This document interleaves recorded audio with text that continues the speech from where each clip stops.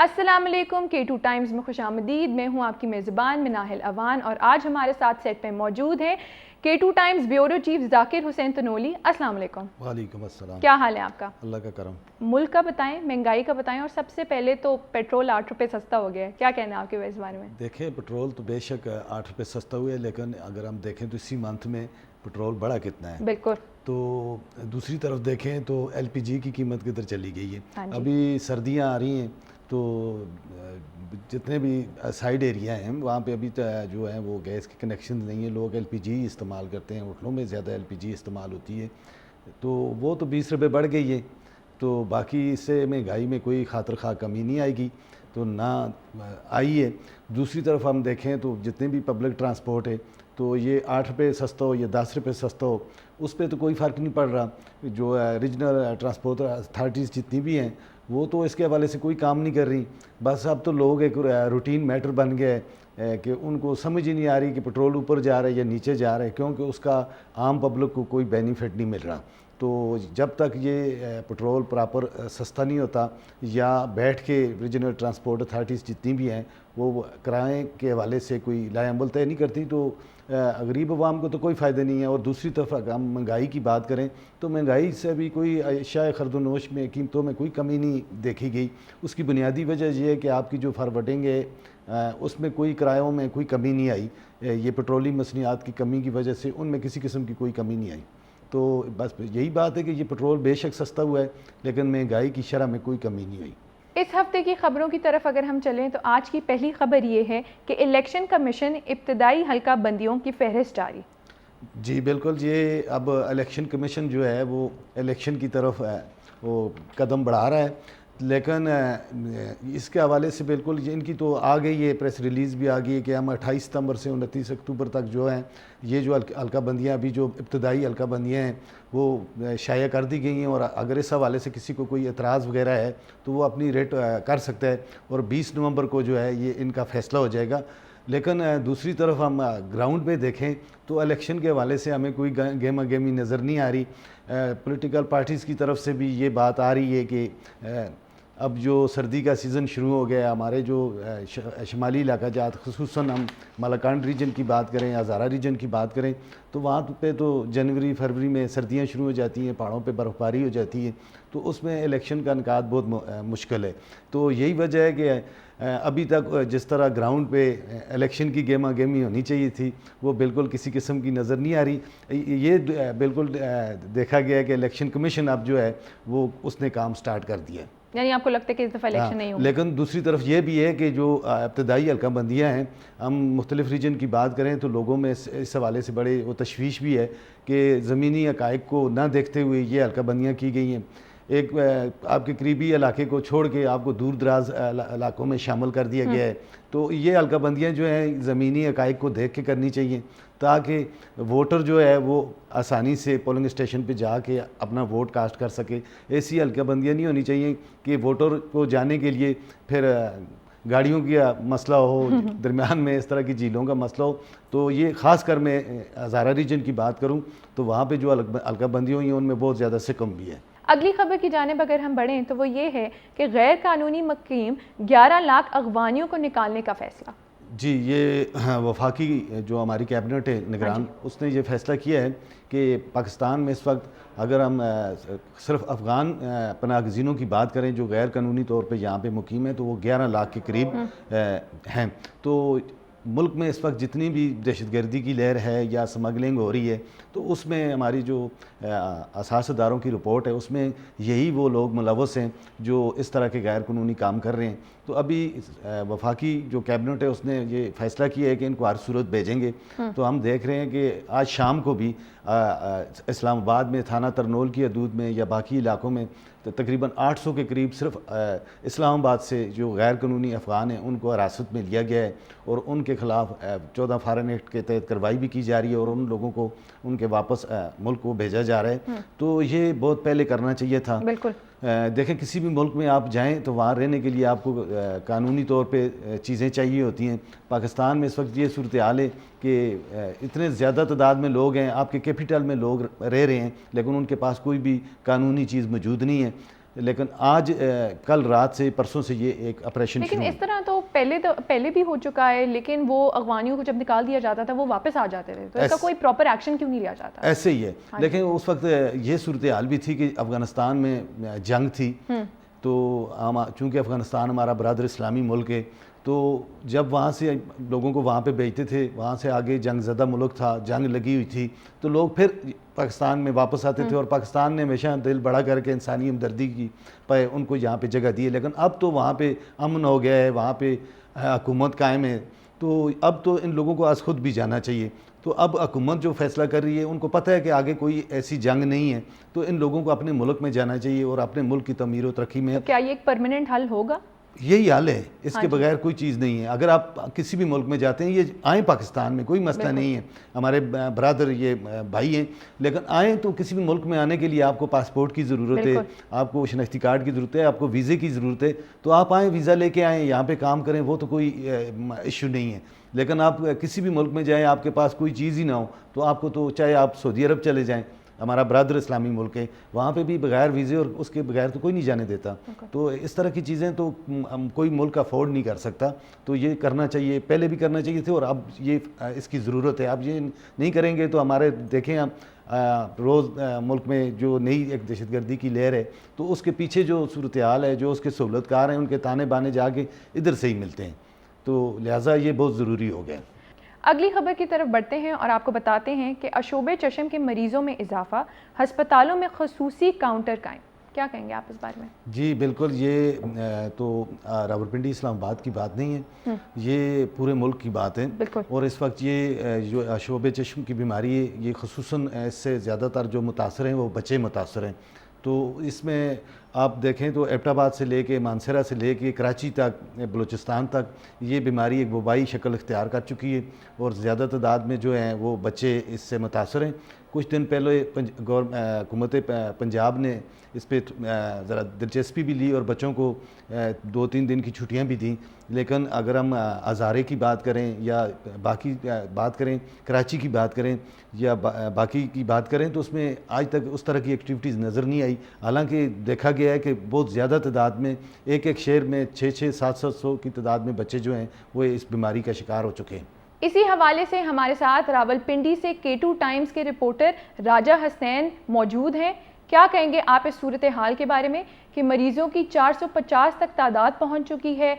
انتظامیہ اس کے بارے میں کیا انتظامات لے رہی ہے یا کیا ان کے سٹیپس ہیں؟ آپ اس بارے میں ہمیں تھوڑا آگاہ کریے۔ جی، اس وقت میں موجود ہوں راولپنڈی میں۔ پورے ملک کی طرح راولپنڈی میں بھی آشوب چشم کی بیماری بری طرح پھیل گئی ہے۔ ہر 10 میں سے 3 سے 4 افراد اس بیماری میں مبتلا ہیں۔ اگر بات کی جائے پنجاب کی، تو پنجاب بھر میں آشوب چشم کے مریضوں کی مجموعی تعداد 98,627 ہو گئی ہے۔ صرف لاہور کی بات کی جائے تو 24 گھنٹے میں مزید 236 نئے مریض سامنے آئے، اور لاہور میں مریضوں کی مجموعی تعداد 8,682 ہو گئی۔ جی حسنین، بتائیے گا کہ آپ کیا دیکھتے ہیں کہ حکومتی سطح پہ یا پرائیویٹ سطح پہ یہ جو اسکول ہیں، چونکہ یہ بیماری زیادہ تر بچوں سے اس کا شکار جو بچے ہیں، تو کیا وہاں پہ کوئی ان کی مانیٹرنگ کے لیے، چیکنگ کے لیے کوئی انتظام کیا گیا ہے کہ نہیں؟ جی، میں آپ کو بتاتا چلوں کہ وزیر اعلیٰ پنجاب محسن نقوی کا اسکول بند کرنے کا فارمولہ کام کر گیا ہے۔ پنجاب میں آشوب چشم کے مریضوں میں نمایاں کمی آئی ہے۔ گزشتہ 24 گھنٹوں میں آشوب چشم کے 1,134 نئے مریض رپورٹ ہوئے۔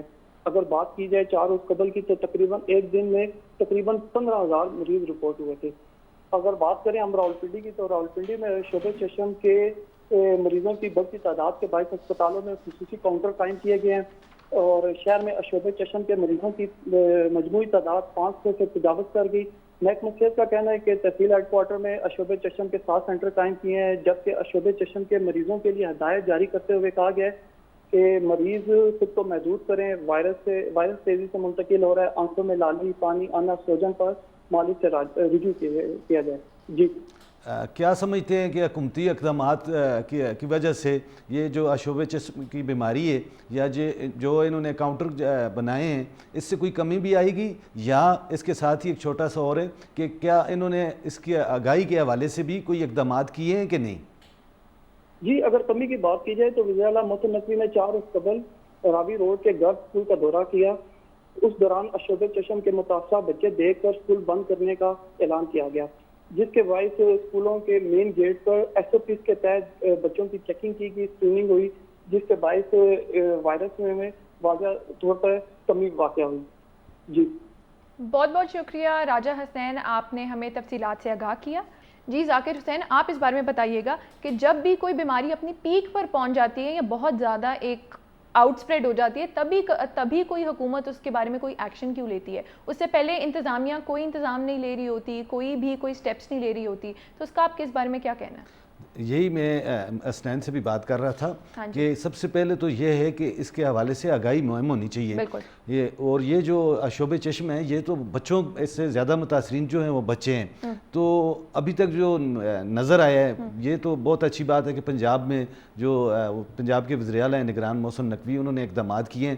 لیکن ہم خیبر پختونخوا کی بات کریں یا باقی صوبوں کی بات کریں تو وہاں پہ تو آج تک اس پہ کوئی کسی نے نوٹس ہی نہیں لیا. اتنے لوگ متاثر ہونے کے باوجود میں نہیں سمجھتا کہ پورے ہزارہ ڈویژن میں یا پشاور میں یا مالاکنڈ میں یا ڈی اے خان ریجن میں کسی جگہ بھی کوئی اس طرح کے نہ کوئی کاؤنٹر قائم کیے گئے اور نہ ہی اس طرح کی چیز کی گئی. آپ تو یہ کہہ رہے ہیں کہ اس سے پہلے ان کو کرنا چاہیے.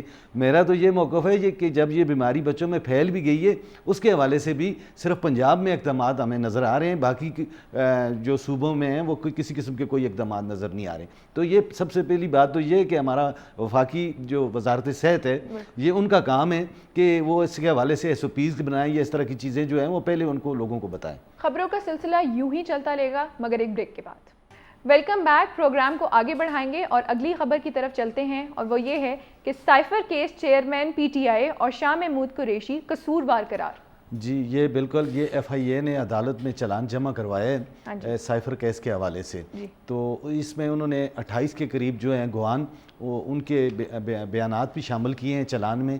اور اس میں سب سے جو اہم بات ہے کہ اس وقت جو وزیر اعظم تھے چیئرمین پی ٹی آئی تو ان کے جو پرنسپل سیکرٹری تھے اعظم خان، تو وہ بہت خاص ان کے کار خاص بھی تھے. تو انہوں نے بھی 161 کا بیان عدالت میں ایف آئی اے کے پاس ریکارڈ کروایا ہے. اور اس میں انہوں نے وہ سارے بیانات کی روشنی میں یہ جو چیئرمین پی ٹی آئی ہیں اور شاہ محمود قریشی ہیں یہ قصوروار قرار دیے گئے ہیں ایف آئی اے کی رپورٹ کے مطابق. تو ایف آئی اے نے عدالت سے یہ استدعا بھی کی ہے کہ یہ بیانات کی روشنی میں اس کا جلد از جلد فیصلہ کیا جائے تاکہ یہ جو سائفر ہے یہ آفیشیل سیکرٹ ایکٹ کے تحت یہ کروائی ہوئی تھی. یہ بڑا ایک حساس معاملہ ہے اور اس میں جن لوگوں نے بھی سستی کا یا اس طرح کی غفلت کا مظاہرہ کیا ہے ان کے خلاف کارروائی ہونی چاہیے. اگلی خبر کی جانب بڑھیں تو وہ یہ ہے کہ پانی کی قلت سے نمٹنے کے لیے سی ڈی اے نے پلان تیار کر لیا. جی یہ کیپٹل ڈیولپمنٹ اتھارٹی نے جو بلڈنگ بائی لاز ہیں ان میں ترمیم کرتے ہوئے یہ انہوں نے پابندی لگائی ہے کہ جب بھی نیا گھر بنے گا تو وہاں پہ بارش کی پانی کو ذخیرہ کرنے کے لیے آپ نے واٹر ٹینک کو اس کے پلان میں ضرور شامل کرنا ہے اور اس کو فزیکل طور پہ بھی چیک کیا جائے گا اور اسی کے بعد نقشے کی منظوری دی جائے گی. کیونکہ سی ڈی اے حکام کا اس حوالے سے کہنا ہے کہ اسلام آباد میں دن بہ دن جو پانی کی سطح ہے وہ گر رہی ہے. اس میں سب سے اہم بات یہ ہے کہ یہ جو اسلام آباد کو یا راولپنڈی کو پانی سپلائی کیا جاتا ہے یہ سب سے زیادہ پانی جو ہے وہ خانپور ڈیم سے سپلائی کیا جاتا ہے. تو وہاں پہ بھی جو پانی کی مقدار ہے وہ وقت کے ساتھ کم ہوتی جائے. لیکن سی ڈی اے تو ہمیشہ پلان بناتی ہے لیکن اس کے اوپر عمل درآمد بڑی نہیں. کم ہوتی ہے. اب صورتحال یہ ہے کہ یہ جو پانی ہے ہم جو موسمیاتی ہے اس میں پورا پاکستان اس کی لپیٹ میں آیا ہوا ہے. یہ وقت کے ساتھ ساتھ چیزیں چینج ہو رہی ہیں، پانی کی سطح گر رہی ہے. خانپور ڈیم میں پانی کی سطح جو ہے وہ کم ہو رہی ہے چونکہ اس میں سائڈوں پہ جو بلاسٹنگ ویلا ہو رہی ہے تو اس کا بھی سارا مواد ڈیم میں آ رہا ہے. تو اس سے اب ان کو آہستہ آہستہ سمجھ آ گئی ہے کہ اب اگر اس کا پلان نہ کیا تو کم از کم دیکھیں یہ جو واٹر ٹینک ہے بارش کا پانی آپ پینے کے لیے تو نہیں استعمال کر سکتے لیکن باقی چیزوں کے لیے تو آپ استعمال کر سکتے ہیں. یہ ویسے بھی لوگوں میں ہونا چاہیے کہ ہمارے پاس پانی آتا ہے اور ضائع ہو جاتا ہے. لیکن آپ کو نہیں لگتا کہ یہ کوئی لانگ ٹرم حل نہیں ہے؟ نہیں ہے، بالکل یہ لانگ ٹرم حل نہیں ہے. اس کے لیے ان کو یہاں پہ کام کرنا پڑے گا پراپر منصوبہ بندی کے ساتھ. واٹر ٹینک بننے سے پانی کی سطح بلند نہیں ہوگی، نہ اس طرح کی چیزیں ہوں گی. یہ وقتی حل ضرور ہے لیکن آپ نے اگر چونکہ آبادی دن بہ دن بڑھ رہی ہے تو اس حوالے سے آپ نے ٹھوس منصوبہ بندی کرنی ہے اور مل کے تمام اداروں کے ساتھ پوری فیزیبلٹی بنا کے آپ نے کام کرنا ہے. تب یہ مستقبل میں یہ مسئلہ حل ہوگا. یہ واٹر ٹینک بنانے سے مسئلہ حل نہیں ہوگا. چلیں وقتی آپ نے اگر گزارا کرنا ہے تو ہو جائے گا لیکن یہ دیر پا حل نہیں ہے. بالکل. اگلی خبر یہ ہے کہ بجلی چوری کے خلاف کریک ڈاؤن تیز. جی بالکل، یہ پورے ملک میں یہ کریک ڈاؤن شروع ہیں.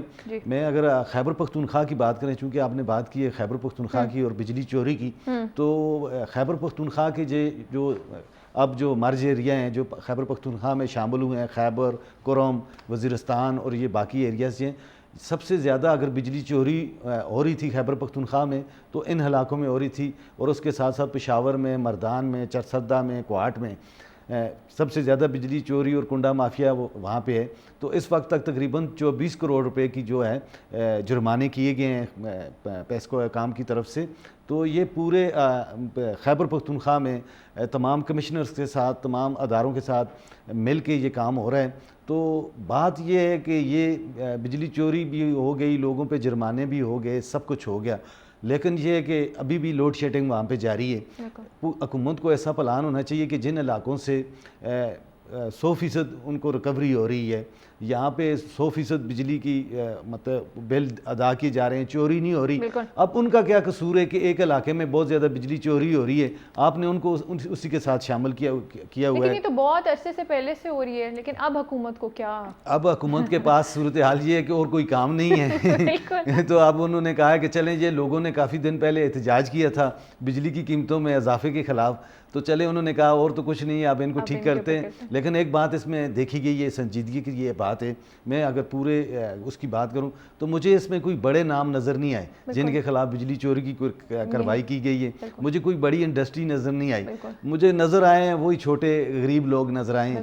تو حکومت کو چاہیے کہ جو بجلی مین چوری ہو رہی ہے، وہ بڑی چوری ہو رہی ہے، ان لوگوں کے خلاف بھی کارروائی ہونی چاہیے. یہ عوام کی بات بھی ہے، عوام اکثر کہتے بھی ہیں کہ ہم نے احتجاج کیا تھا تو اب جرمانے بھی ہمیں ہی ہو رہے ہیں اور سب کچھ ہمیں ادا ہو رہے ہیں. اگلی خبر یہ ہے کہ ہری پور ٹی آئی پی انتظامیہ کو 1 ماہ کے اندر پینشن ادائیگی کا حکم. جی یہ جو ٹیلی فون انڈسٹریز آف پاکستان ہے، یہ میں آپ کو بتاتا چلوں، یہ ایشیا کی سب سے بڑی انڈسٹری ہے. لیکن ٹیلی فون انڈسٹریز ہے، یہاں پہ ٹیلی فون ایکسچینج، ٹیلی فون سیٹ اور باقی چیزیں بنتی تھیں، اور یہ ایشیا کی سب سے بڑی فیکٹری ہے. یہاں پہ ہزاروں سینکڑوں لوگ کام کرتے تھے. لیکن اب اس کی صورتحال یہ ہے کہ باقی اداروں کی طرح یہ ادارہ بھی بہت زبوں حالی کا شکار ہے. 2019 سے لے کر 2022 تک جو لوگ اس فیکٹری سے ریٹائر ہوئے، آج تک ان کو پینشن ہی نہیں ملی. تو ان مسکینوں نے، یہ جو مزدور ہیں، وفاقی محتسب اعلیٰ کے پاس ایک درخواست انہوں نے جمع کروائی کہ ہمیں انصاف دیا جائے کہ ہم 2019 سے ریٹائر ہوئے ہیں لیکن ہمیں کوئی ای او بی آئی کا اور باقی کوئی چیز ہمیں نہیں ملی. تو ابھی اس میں یہ ہے کہ وفاقی محتسب نے یہ اس پہ فیصلہ دیا ہے کہ یہ جو لوگ ہیں جو جولائی 2013 سے دسمبر 2012 تک 22 تک جو ریٹائر ہوئے ہیں، ان کو فوری طور پر ان کی جو پینشن ہے، واجبات ہیں، ادا کیے جائیں. اب دیکھیں، جو میں نے پہلے جس طرح آپ کو بتایا کہ یہ ایشیا کی سب سے بڑی انڈسٹریز تھی، آج اس کی حالت یہ بن گئی ہے کہ اپنے مزدوروں کو وہ پینشن بھی ادا نہیں کر سکتے. تو یہ بھی ایک ہمارے لیے قومی سطح پہ ایک المیہ کی بات ہے. اگلی خبر یہ ہے کہ خیبر پختونخوا میں سی ٹی ڈی کو انتہائی مطلوب 135 دہشت گردوں کے سروں کی قیمت مقرر کر دی گئی ہے. کیا کہیں گے آپ؟ جی بالکل، یہ کاؤنٹر ٹیررزم ڈپارٹمنٹ ہے خیبر پختونخوا. تو انہوں نے ایک فہرست جاری کی ہے جس میں تقریباً 35 کے قریب جو انتہائی مطلوب دہشت گرد ہیں ان کے نام اور تصویر انہوں نے شیئر کی ہیں، اور عوام سے انہوں نے یہ اپیل بھی کی ہے کہ آپ ان لوگوں کو کہیں دیکھیں یا آپ کی کوئی معلومات ہو تو آپ ہمارے ساتھ رابطہ کریں اور آپ کا نام صیغہ راز میں رکھا جائے گا. تو یہ جو 135 دہشت گرد ہیں، اگر ان کی مجموعی سروں کی قیمت کی بات کریں تو یہ تقریباً 50 کروڑ روپے کے قریب ان کی سروں کی قیمت لگائی گئی ہے. یہ وہ لوگ ہیں جو مختلف فورسز پہ، پولیس پہ یا مساجد میں اس طرح کی دہشت گردیوں میں ملوث ہیں. اس میں یہ ہے کہ یہ جو فہرست کے مطابق اس میں جو 2 دہشت گرد ہیں ان کا تعلق افغانستان سے ہے، اور باقی جو ہیں بیشتر ان کا تعلق ڈی آئی خان سے. تو اس میں انہوں نے کاؤنٹر ٹیررزم ڈپارٹمنٹ نے تمام صوبے کے شہریوں سے یہ اپیل کی ہے کہ یہ لوگ آپ کو کہیں بھی نظر آئیں، کیونکہ یہ بیس بدل کے مختلف علاقوں میں رہائش پذیر ہیں. تو آپ سی ٹی ڈی حکام سے رابطہ کریں. ہر ڈسٹرکٹ میں سی ٹی ڈی کا آفس موجود ہے، تو تاکہ یہ جو ملک میں دہشت گردی کی حالیہ لہر ہے، سر اٹھانے سے پہلے ہی ان کو کچلا جا سکے. بالکل. اگلی خبر یہ ہے کہ ہزارہ ڈویژن میں کروڑوں کی کرپشن میں ملوث بیوروکریٹس اور سیاستدانوں کے خلاف کارروائی نہ ہو سکی۔ جی بالکل، یہ سابقہ دور میں خصوصاً ہم بات کریں ہزارہ ڈویژن اور پورے خیبر پختونخوا کی بات کریں تو گزشتہ 10 سالوں سے وہاں پہ جو اینٹی کرپشن ڈپارٹمنٹ بنا ہوا ہے خیبر پختونخوا میں، تو کسی قسم کا کوئی اس کی کارکردگی ہمیں نظر نہیں آئی۔ کچھ عرصہ پہلے anti corruption department Hazara division نے محکمہ تعلیم ہری پور، محکمہ صحت ہری پور، اسی طرح محکمہ صحت ایبٹ آباد، محکمہ تعلیم ایبٹ آباد، مانسیرہ، بٹگرام، تمام کا ریکارڈ قبضے میں لیا تھا کہ اور انہوں نے رابطہ بھی کیا تھا، میڈیا کو بتایا بھی تھا کہ ہم اس پہ عنقریب انکوائری کے بعد ایف آئی آر لانچ کریں گے، لیکن نہ تو وہ ایف آئی آر ہو سکی نہ وہ انکوائری ہو سکی۔ اس کے ساتھ اس طرح ہے کہ ہم پورے ہزارے کی بات کریں، چونکہ یہ خبر ہزارے کی ہے، تو ہزارہ میں پچھلے دور میں جتنی بھی ترقیاتی اسکیمیں مکمل کی گئی ہیں، جس میں خصوصاً ہری پور بائی پاس کی بات کریں آپ، یا لورا چوک سے مکھڑیال تک جو روڈ ہے اس کی بات کریں، تو اس روڈ پہ انتہائی ناقص مٹیریل کا استعمال بھی کیا گیا۔ اب روڈ اتنا ٹائم بھی نہیں گزرا، یہ بائی پاس بھی بند کر دیا گیا مختلف مقامات سے، خاص کر میں بات کروں کانگڑا کالونی کے قریب وہ پل ہے، وہ اس کو مٹی ڈال کے بند کر دیے گئے۔ تو کروڑوں کی کرپشن کی گئی ہے، لیکن کسی کے خلاف بھی جو ذمہ دار بیوروکریٹس ہیں یا سیاستدان ہیں پورے خیبر پختونخوا میں آج تک کسی کے خلاف کوئی ایف آئی آر لانچ نہیں کی گئی۔ اگر اس کی دوسری طرف آپ دیکھیں تو پنجاب میں یا سندھ میں جو سابقہ سیاستدان ہیں یا بیوروکریٹس ہیں ان کی تو میڈیا پہ چیزیں چل رہی ہوتی ہیں، لیکن آپ کو خیبر پختونخوا کے حوالے سے کرپشن کے حوالے سے کوئی ایک ایف آئی آر تک آپ کو نہیں ملے گی۔ تو اس کے لوگوں کا یہی کہنا ہے کہ یہ جو اب بھی نگران گورنمنٹ ہے یہ ان لوگوں کو پتہ نہیں کس وجہ سے تحفظ دے رہی ہے، قومی دولت کا ضیاع ہوا ہے۔